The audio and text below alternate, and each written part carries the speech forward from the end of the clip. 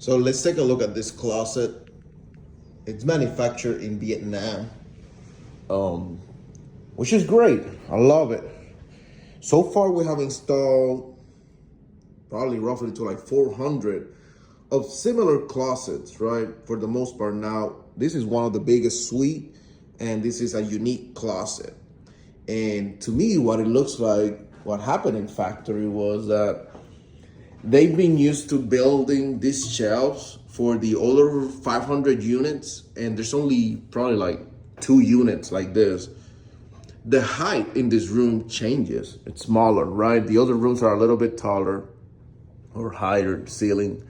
So this rod right here was manufactured similar to the other ones, right? An inch longer. What that caused here was that this shelf was being pushed downwards from this angle. So you had your shelf going this way. So we ended up having to modify this bar on the field so that it goes straight. So now it's sitting flush, it is secured, and it's ready to go. So these are some of the things that you have to encounter on the field. And especially when you're doing like fast turnover, because this room, we have to get it done in roughly, we had a day to do it. However, construction was running behind. So we ended up working with everybody.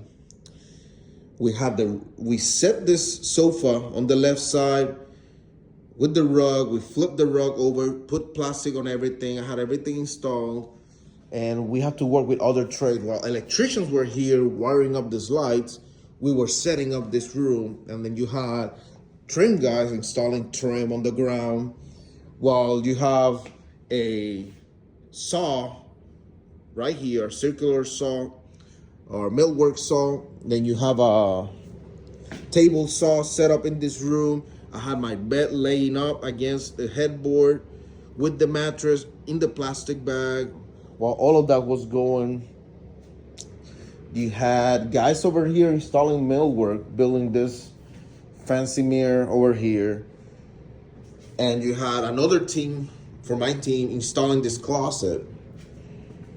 And you had painters doing their touch-up. You had drywall guys doing their patching. It was total chaos. However, it was completed. And we accomplished the mission, essentially. So it just takes lots of planning, lots of manpower to handle this kind of projects. So how would you have handled a situation like this? Let me know.